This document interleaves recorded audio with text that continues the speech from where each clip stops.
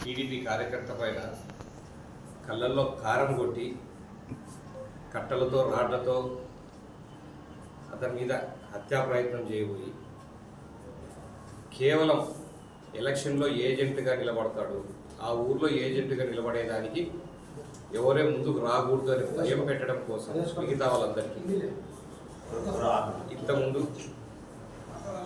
ఇంతకుముందు ఇలాగే ఏజెంట్ కూర్చున్నాడని చెప్పి అడవిరెడ్డి అనే అతన్ని 2009లో మర్డర్ చేశాడు. బాడీ కూడా దొరకకుండా కాల్చి, పెట్రోల్ పోసి కాల్చి ఎంత దారుణంగా చేసిన వాస్తవ పరిస్థితులు ముందు కూడా ఉన్నాయి. 2009లో అదే సీన్ రిపీట్ చేయాలని చూస్తున్నారు. ప్రజలు స్వచ్ఛందంగా ఓటు వేసుకోవాలనేది ఆ కాలం నుంచి బయటకు వచ్చి ఓటు వేసుకోవాలనేది అందరి అభిప్రాయం. ఇప్పుడున్న గవర్నమెంట్ కూడా దానికోసమే ప్రయత్నిస్తూ ఉంది. అలాంటి పరిస్థితిలో నువ్వు ఏజెంట్ కూర్చుంటావా, మా ఊర్లో వచ్చి కూర్చునేవానివా అని చెప్పి కళ్ళల్లో కారం వేసి రాట్లతో కట్టెలతో కొట్టి ఆడ పక్కన వాళ్ళు చూసి వాళ్ళు ఎదుర్కొని రాళ్ళెత్తుకొని భయపడి వాళ్ళు వచ్చేసరికి భయపడి పరిగెత్తినారే కానీ లేకుంటే ఈ పాటికి చచ్చి శివభయం కావాలి. ఇంత దారుణమైన పరిస్థితి దేనికోసం? మీకు ఓట్లు వస్తాయి, మీ ఊరు సొంత ఊరు, ఓట్లు వేయించుకోండి, నచ్చ చెప్పుకోండి, మీ పథకాలు చెప్పుకోండి, ఏమి చెప్పుకోండి, ఓట్లు వేయించుకోండి. ప్రజాస్వామ్యంగా ఎలక్షన్ జరపడానికి మీకు బాధ ఏంది?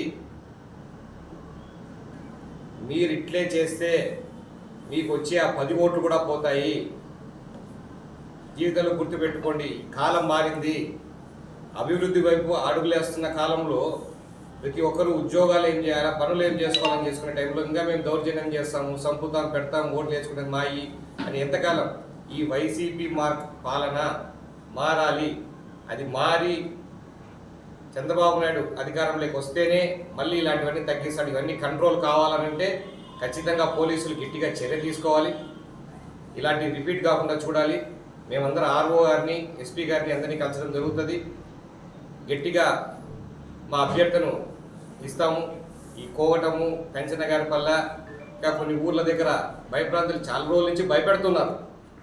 మీరు వస్తే కొడతాము, చంపుతామని చెప్పి. అయినా ధైర్యంగా తిరిగి ఊర్లో తిరుగుతూ ఉన్నారు. నువ్వు ఊర్లో తిరిగేవానివా? నువ్వు ఊర్లో ఎట్లా తిరుగుతావు?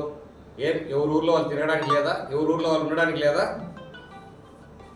అంత భయం దేనికి? ఎలక్షన్ జరిగితే వచ్చే నష్టమేమి? నీకు 4 ఓట్లు తగ్గుతాయి. నీకు అంత బాగుంది నీ ఊరు అనుకుంటే నువ్వు స్వచ్ఛందంగా ఎలక్షన్ జరుపుకో.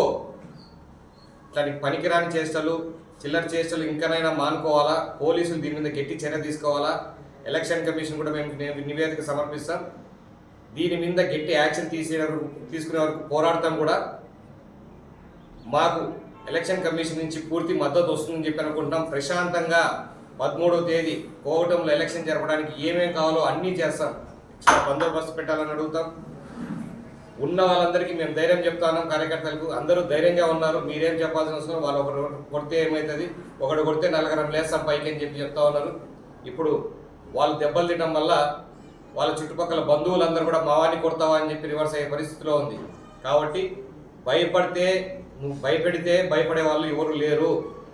నువ్వు చంపితే కూడా భయపడే పరిస్థితులు లేవు. ప్రజలు మార్పు కోరుకుంటున్నారు. మార్పును మీరు కూడా స్వాగతించండి. అంతేగాని ఇలాంటి పనికిరాని చిల్లర చేష్టలు చేయడం మానుకోండి. ఇంకా ఈ కాలంలో కూడా మీరు ఇలా చేసుకుంటా ఉన్నారంటే మీ దిగజారుడుతనంకి ఇది పరాకాష్ట. రోజుకొక పార్టీ, నిమిషానికి పూటకు ఒక పార్టీ మారుకుంటా, దానికి ఎట్ట కావాలంటే అట్లా చేసుకుంటా, పోలీసుల మీద ఒత్తిడి తెచ్చుకుంటా ఇంకెంతకాలం?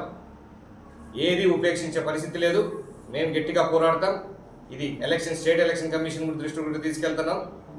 మా ఆర్ఓ గారికి కూడా కంప్లైంట్ చేయడం జరుగుతుంది. అందరికీ జరుగుతుంది. కాబట్టి ప్రతి ఒక్కరు కూడా, మిగతా కార్యకర్తలు కూడా ఎవరు భయపడదని, దేనికైనా మేము ఉంటాము. మీరు ఇబ్బంది పడాల్సిన అవసరం లేదు.